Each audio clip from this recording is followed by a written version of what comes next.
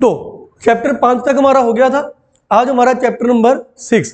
तो chapter number 6 का नाम है इंटरनेट के अनुप्रयोग, applications of applications of internet. मतलब इंटरनेट के यूज क्या क्या है।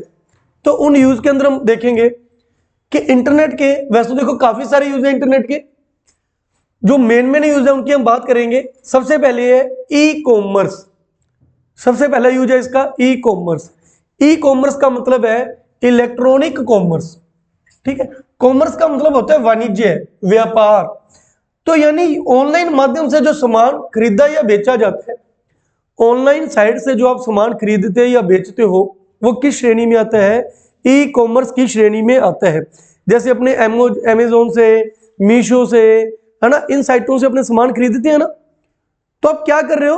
अब व्यापार कर रहे हो। कौन सा? E commerce. आप ई कॉमर्स की श्रेणी में होगे। ठीक है, ऑनलाइन माध्यम से सामान खरीदना या बेचना ई कॉमर्स कहलाता है। अब देखिए, अब इनमें इनके कुछ टाइप्स है, B2C, B2B, C2B, C2C। यहां से क्वेश्चन आता है, या तो इनकी फुल फॉर्म से क्वेश्चन आता है या इनके मतलब से क्वेश्चन आता है। तो सबसे पहले इनकी फुल फॉर्म। B2C का मतलब है बिजनेस टू कंज्यूमर। कंज्यूमर कह लो या कस्टमर कह लो, एक ही बात है। बिजनेस टू कस्टमर या बिजनेस टू कंज्यूमर। यहां पे हर जगह पे बी का मतलब बिजनेस होगा, सी का मतलब कंज्यूमर या कस्टमर होगा, एक ही बात है। सेकंड है B2B यानी बिजनेस टू बिजनेस। तीसरा प्रकार है कंज्यूमर टू बिजनेस। चौथा टाइप है consumer to consumer, customer to customer या कंज्यूमर टू कंज्यूमर। इसका मतलब ऐसा व्यापार, ऐसा ऑनलाइन व्यापार जिसमें एक व्यापारी अपने ग्राहक को सामान दे रहे हैं या एक कंपनी अपने ग्राहक को सामान दे रही है। ऐसा व्यापार जिसमें एक कंपनी दूसरी कंपनी को सामान बेच रही है, उसका ग्राहक से कोई मतलब नहीं। अब इसके अंदर देखा जाए तो जो आप ऑनलाइन शॉपिंग करते हो, आप इसके अंदर आते हो। यह भी एक बार क्वेश्चन आया हुआ है, जो हम ऑनलाइन शॉपिंग करते हैं वो किसके अंदर आता है? B2C के अंदर आता है। जिस कंपनी से आप सामान खरीद रहे हो वो बिजनेस हो गया, बिजनेसमैन, और हम उनके क्या हो गए? ग्राहक हो गए, कस्टमर हो गए। तो जो अपने ऑनलाइन शॉपिंग करते हैं, ऑनलाइन शॉपिंग करते हैं, वो किस कैटेगरी में आती है? B2C में आती है। लेकिन यदि एक कंपनी के द्वारा दूसरी कंपनी को सामान बेचा जाता है, उसमें ग्राहक है ही नहीं, तो वो किस श्रेणी में आएगा? B2B श्रेणी में आएगा। लेकिन जब एक ग्राहक कंपनी को सामान बेचता है, होता है ना कई बार अपना सेकंड हैंड सामान है या कुछ ऐसा है, तो अपने उसको कंपनी को बेच देते हैं, उसको ऑनलाइन चढ़ा देते हैं, फिर कंपनी उस पर बोली लगाती है, जो कंपनी ज्यादा दाम लगाएगी अपने उनको वो सामान बेच देते हैं।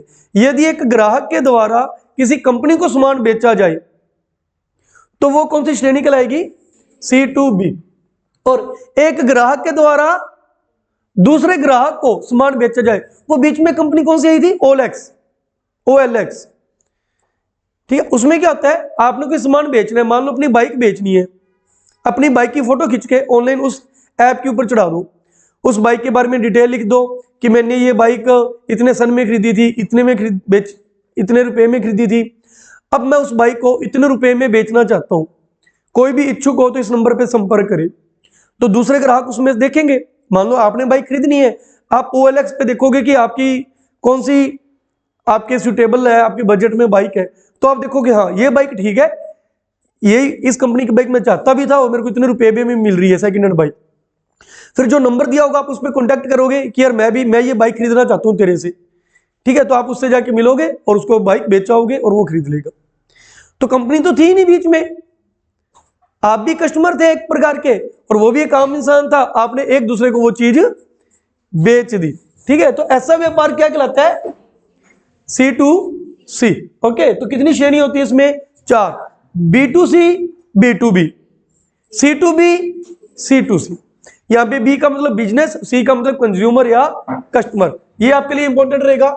आप जो ऑनलाइन शॉपिंग करते हो वो किस कैटेगरी में आता है? B2C।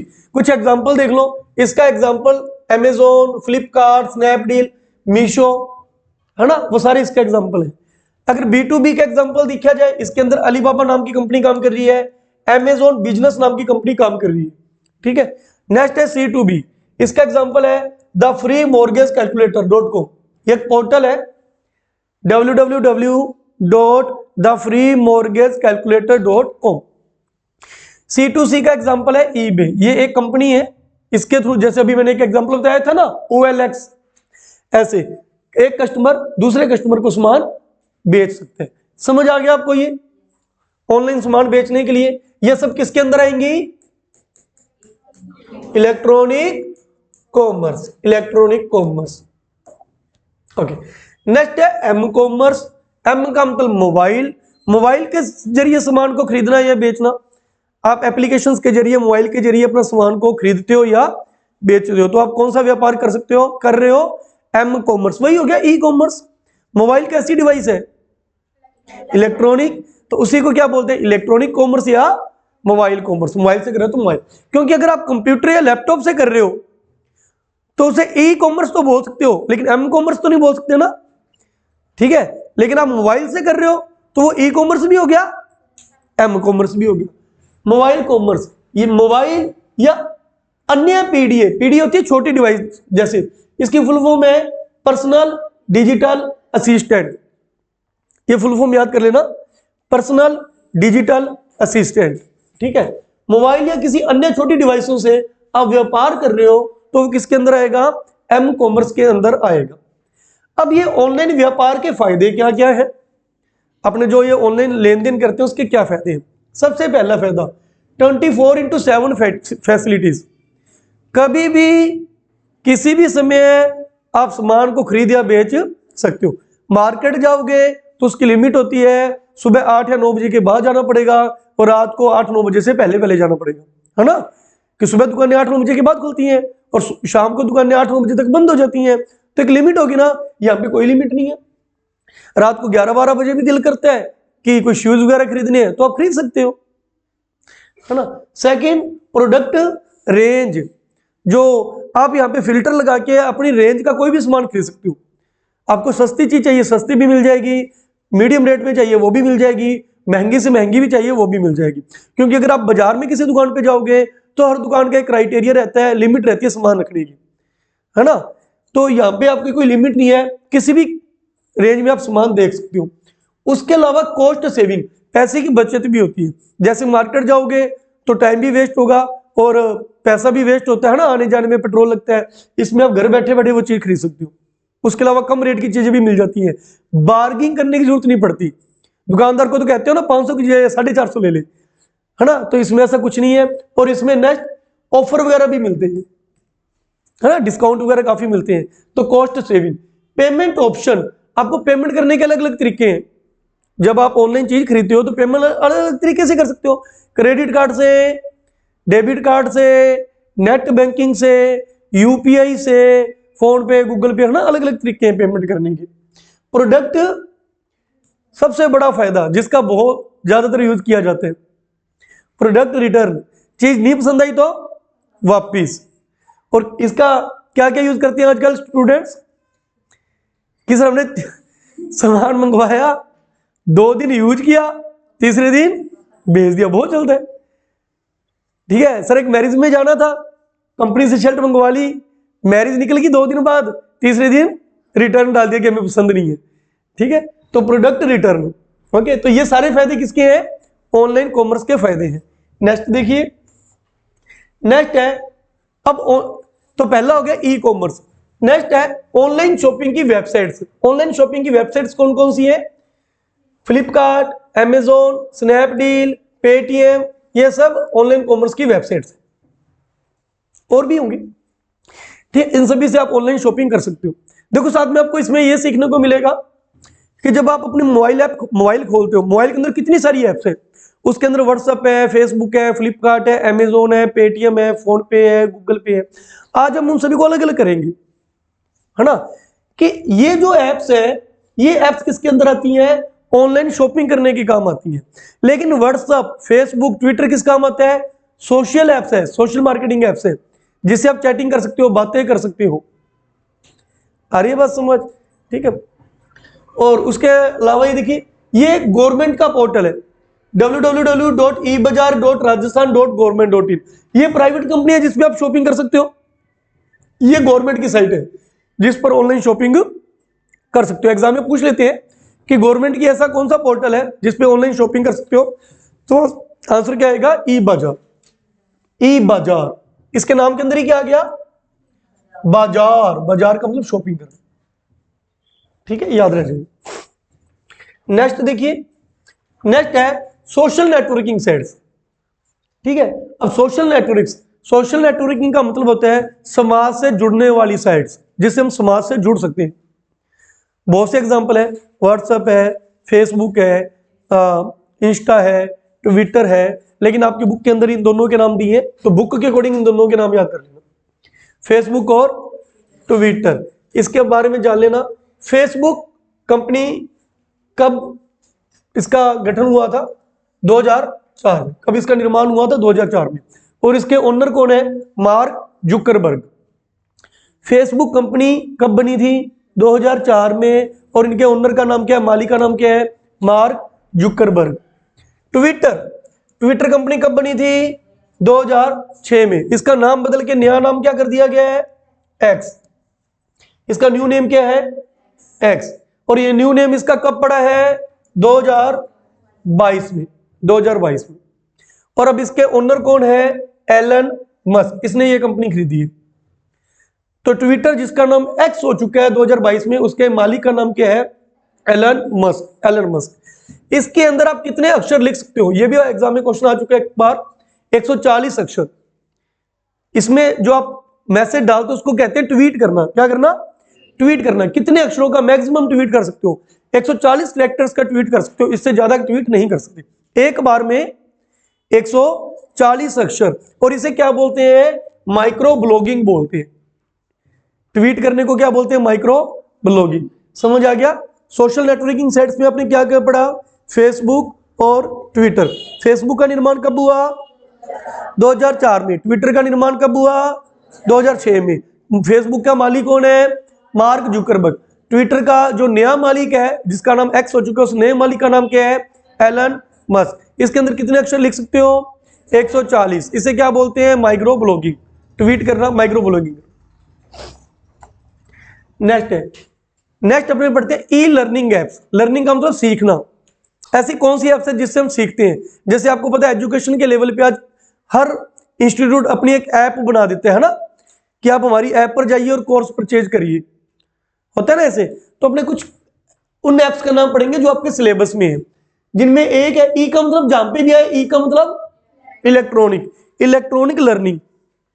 तो इसमें सबसे पहले ऐप का नाम पढ़ेंगे मोक, MOOC। ये एक पोर्टल है, इसकी फुल फॉर्म है massive open online courses. Full form बहुत बार पूछेगी, ये अच्छे से याद कर लेना। ऑनलाइन कोर्सेज के अंदर एक शब्दावली आती है MOOC, मोक।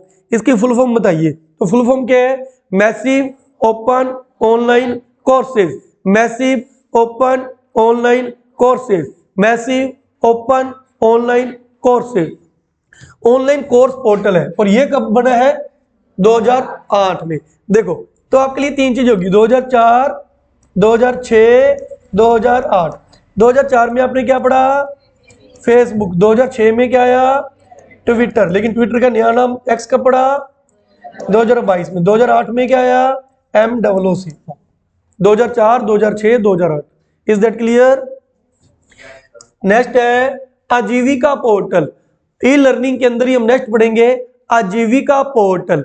आजीविका होता है अपना जीवन जीने के लिए जो इनकम करते हैं उसे बोलते हैं आजीविका। इंग्लिश में कहते हैं लिवलीहुड। इंग्लिश में क्या कहा जाता है, लिवलीहुड। ठीक है, आजीविका पोर्टल जिस पर हम अपना रोजगार ढूंढ सकते हैं, काम धंधे के बारे में देखते हैं कि मार्केट में कौन कौन सी नौकरी निकली हुई है ना। तो रोजगार ढूंढने के लिए, जॉब सर्च करने के लिए कौन सी साइट है, गवर्नमेंट की कौन सी साइट है, www.employment.livelihood.rajasthan.government.in। ऐसे क्वेश्चंस आपके एग्जाम्स में पूछे जाते हैं, अच्छे से याद कर लेना। तो ये वो साइट है, सरकार की वो साइट है जिस पर आप ये देखते हो कि नौकरी कौन कौन सी नौकरी निकली हुई है। तो क्या नाम है वेबसाइट का, www.employment.livelihood। एम्प्लॉयमेंट यानी कर्मचारी, एम्प्लॉय कर्मचारी, एम्प्लॉयमेंट, और लिवलीहुड आजीविका। ठीक है, तो रोजगार आजीविका, employment livelihood .rajasthan.government.in। Employment livelihood Rajasthan government. रोजगार योजनाओं के बारे में जानकारी, नौकरी ढूंढने के लिए या जॉब यानी जॉब सर्च करने के लिए। कुछ प्राइवेट साइट्स, ये तो गवर्नमेंट साइट होगी। प्राइवेट साइट कैसे कौन कौन सी है? naukri.com, monster.com, timesjobs.com, ये प्राइवेट साइट्स है। naukri.com, monster.com, timesjobs.com, ये सरकारी है और ये प्राइवेट है। नेक्स्ट देखिए राज ई ज्ञान। राज ई ज्ञान में क्या है?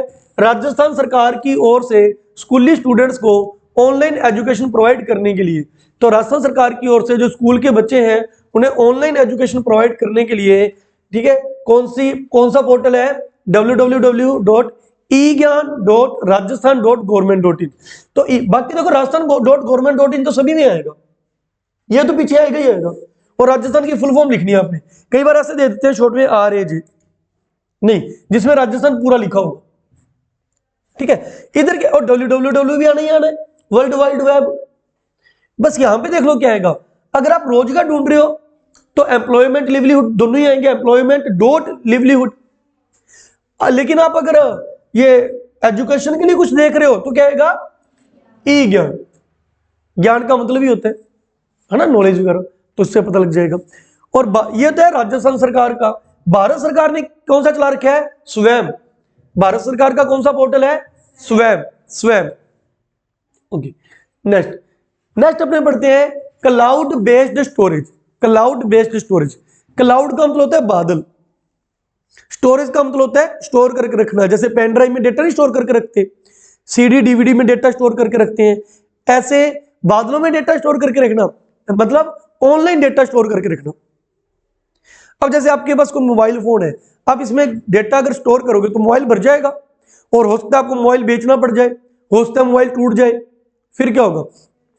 तो ऐसे कुछ कंपनियां हैं जो क्लाउड बेस्ड स्टोरेज है, मतलब जो ऑनलाइन डेटा स्टोर करने की सुविधा देती है। अब जैसे अगर आपके पास एंड्रॉयड मोबाइल है, एंड्रॉयड सॉफ्टवेयर किसने बनाया है? गूगल ने। तो गूगल का एक फोल्डर आता है, उसके अंदर आप मोबाइल की स्क्रीन पर गूगल का फोल्डर पड़ा होगा, उसके अंदर गूगल की कई सारी ऐप्स हैं, उनमें एक ऐप पड़ी होगी ड्राइव, गूगल ड्राइव, इसे वन ड्राइव भी कहते हैं। कौन सी पड़ी होगी? Google drive. गूगल ड्राइव के अंदर जाकर अगर आपकी मेल आईडी बनी हुई है, गूगल ड्राइव के अंदर जाकर आप अपना डेटा स्टोर करके रख सकते हो। आप अपनी कुछ फेवरेट पिक्स रख सकते हो, आप अपनी 10th 12th ग्रेजुएशन की मार्कशीट्स रख सकते हो, फोटो साइन रख सकते हो, क्योंकि हम कहीं भी फॉर्म भरने जाते हैं तो सामने वाला हमसे ये डॉक्यूमेंट मांगते हैं, ठीक है, फिर अपने घर पे फोन करते हैं कि उसकी फोटो भेज दो वगैरह। अपने मोबाइल में ऑनलाइन रखो, ठीक है। कहीं भी जाओगे अपना आईडी पासवर्ड लगा के मेल आईडी का, तो आप उसे किसी भी मोबाइल में उसे ओपन करके देख सकते हो। अगर आप पुराना मोबाइल बेचोगे, नया मोबाइल खरीदोगे, तो नए मोबाइल में जब आप मेल आईडी के लिए पासवर्ड लगाओगे तो अपने आप वो आपके डेटा नई फोन में भी आ जाएगा, तो आप इसमें डेटा स्टोर कर सकते हो। तो ऑनलाइन डेटा स्टोर करने वाला को क्या बोलते हैं? क्लाउड बेस्ड स्टोरेज या ओपन रिसोर्सेज। डेटा को ऑनलाइन स्टोर करना, डेटा का प्रबंध करके रखना, डेटा का रख रखाव करने के काम आता है ये। इसके अंदर राजस्थान सरकार का कौन है? राज ई वॉलेट, ये राजस्थान सरकार की। प्राइवेट कंपनियां क्या क्या देती है? गूगल ड्राइव या वन ड्राइव। माइक्रोसॉफ्ट का जो विंडो है वो क्या देता है? Microsoft drive. और एक कौन सा चलता है? Drop box. ये तीन याद रखिएगा, ये प्राइवेट कंपनी है। गूगल का गूगल ड्राइव या वन ड्राइव, माइक्रोसॉफ्ट ड्राइव, और तीसरा कौन सा है? Drop box. लेकिन अगर राजस्थान सरकार का पूछे तो राज ई वॉलेट। वॉलेट का तो होता है ना पर्स, लेकिन इस पर्स में पैसे नहीं है, इस पर्स में दस्तावेज है, डेटा है आपका। तो राजस्थान सरकार का क्लाउड बेस्ड स्टोरेज है, डिजिटल दस्तावेज प्रबंधक, ठीक है। ये आपके दस्तावेजों को डिजिटल रूप में उसके अंदर रखता है सेव करके, और क्या करता है? उनका सत्यापन करने का भी देते हैं। इससे आप अपने डॉक्यूमेंट्स को क्या कर सकते हो? सत्यापित, वेरीफाई कर सकते हो कि आपके डॉक्यूमेंट सही है। आपकी 10th की मार्कशीट है, ग्रेजुएशन की मार्कशीट है, ड्राइविंग लाइसेंस है, आप इस साइड से क्या कर सकते हो? अपने डॉक्यूमेंट्स को वेरीफाई भी कर सकते हो, अपने डॉक्यूमेंट्स को वेरीफाई। तो डिजिटल रूप से डेटा का सत्यापन करने के लिए कौन सी साइट, कौन सा ऐप है? राज ई वॉलेट। नेक्स्ट देखिए, ऑनलाइन फॉर्म भरना। राजस्थान सरकार की कोई जॉब आई हुई है, आप ऑनलाइन फॉर्म भरने जाते हो, तो कौन कौन सी संस्थाएं एग्जाम कराती है राजस्थान में? दो बड़ी संस्थाएं एग्जाम कराती हैं, एक तो RPSC और एक RSSB। राजस्थान में दो संस्थाएं एग्जाम कराती हैं, RPSC और RSSB या RSM SSB भी कहते हैं इसको। RPSC की फुल फॉर्म है Rajasthan public service commission. Rajasthan public service commission Hindi में कहते हैं राजस्थान लोक सेवा आयोग। दूसरी संस्था है Rajasthan staff selection board. Rajasthan staff selection board Hindi में राजस्थान कर्मचारी चयन बोर्ड। राजस्थान स्टाफ का मतलब कर्मचारी, सिलेक्शन का मतलब चयन, बोर्ड का मतलब बोर्ड। RPSC राजस्थान का राजस्थान, पब्लिक का मतलब लोक, सर्विस का मतलब सेवा, कमीशन का मतलब आयोग। तो राजस्थान कर्मचारी चयन बोर्ड। जब आप ऑनलाइन फॉर्म भरने जाते हो तो आप इन साइट्स पे जाके इनके फॉर्म भर सकते हो गवर्नमेंट जॉब्स के लिए। नेक्स्ट है डिजिटल हस्ताक्षर। डिजिटल हस्ताक्षर तो आजकल क्या चल पड़े हैं, हस्ताक्षर भी कैसे चल पड़े, डिजिटल हस्ताक्षर। ठीक है, अब कई ऐसे डिपार्टमेंट है जो आपसे डिजिटल हस्ताक्षर कराते हैं।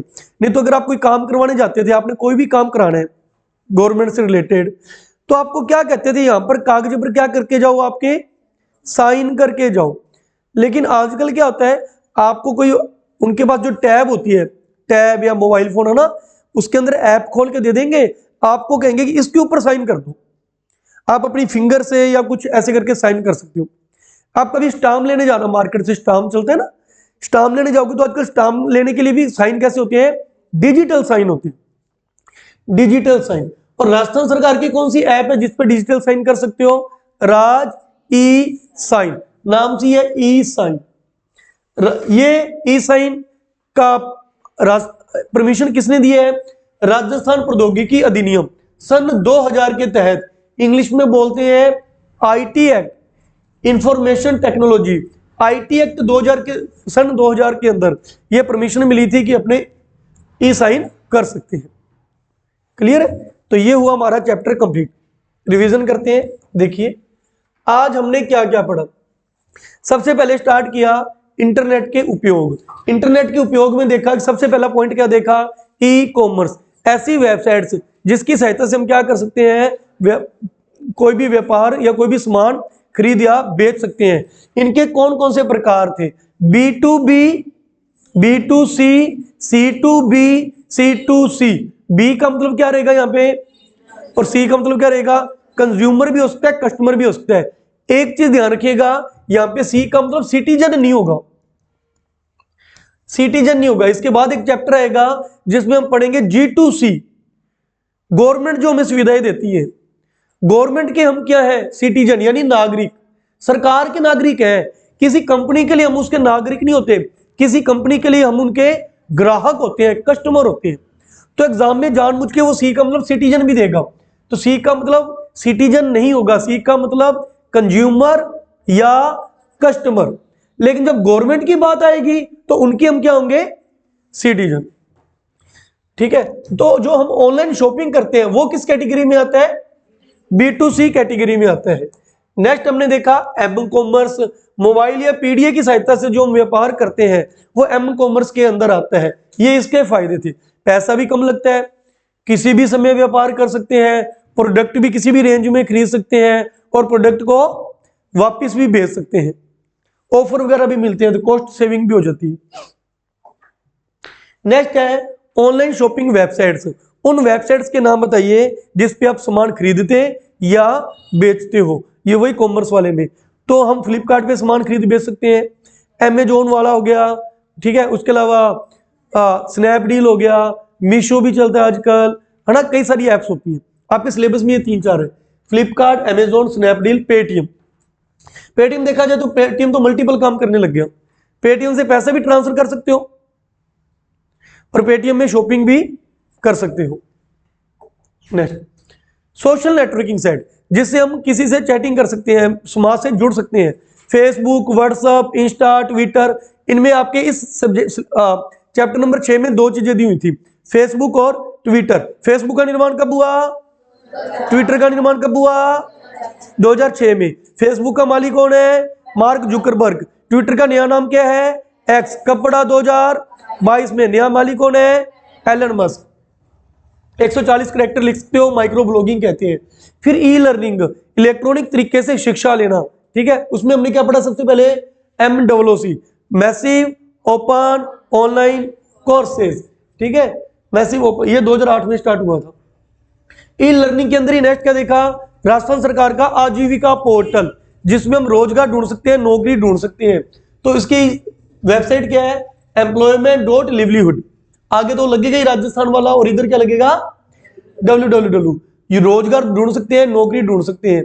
और प्राइवेट साइट्स कौन सी हैं, naukri.com, monster.com, timesjobs.com। नेक्स्ट ई ज्ञान, राजस्थान सरकार की ओर से स्कूली स्टूडेंट्स को एजुकेशन प्रोवाइड करने के लिए क्या चलता है, राज ई ज्ञान। ई ज्ञान की साइट क्या है, ई ज्ञान आएगा बस, आगे और पीछे तो आपको पता ही है, ई ज्ञान। और भारत सरकार की क्या कौन सी एप्लीकेशन है, स्वयं। नेक्स्ट है cloud based storage, online data को सेव करना या उसका डिजिटल सत्यापन करना। इसके अंदर ये नाम अच्छे से याद रखिएगा, राज ई वॉलेट। इसमें डेटा का क्या होता है, वेरिफिकेशन होता है, डिजिटल सत्यापित होता है। आपकी 10वीं की मार्कशीट, आपका ड्राइविंग लाइसेंस, उसको वेरीफाई कर सकते हो इसके अंदर जाकर, और डेटा को स्टोर भी कर सकते हो। प्राइवेट ऐप कौन कौन सी है, गूगल ड्राइव, जिसे वन ड्राइव भी कहते हैं, माइक्रोसॉफ्ट ड्राइव और ड्रॉपबॉक्स, ये ऑनलाइन डेटा सेव करके रखती है। ऑनलाइन आवेदन, राजस्थान में कौन कौन सी संस्थाएं पे फॉर्म निकालती है, RPSC, RSSB। इनकी साइट्स पे जाके आप ऑनलाइन फॉर्म भर सकते हो किसी जॉब के लिए। RPSC का full form Rajasthan public service commission, Hindi में बोले तो राजस्थान लोक सेवा आयोग। RSSB का Rajasthan staff selection board, Hindi में बोले तो राजस्थान कर्मचारी चयन बोर्ड। लास्ट हमने क्या पढ़ा था, डिजिटल हस्ताक्षर, ठीक है, जैसे आपका मोबाइल है, मोबाइल के अंदर आप साइन करोगे तो साइन हो जाएंगे, एप्लीकेशन होती है, ठीक है। सरकार की एप्लीकेशन कौन सी है, राज ई साइन। इसको परमिशन किसके द्वारा मिली है, राजस्थान प्रौद्योगिकी अधिनियम 2000 के तहत, एक्ट 2000 के तहत इन्हें परमिशन मिली, ठीक है। करिए रीडिंग करिए।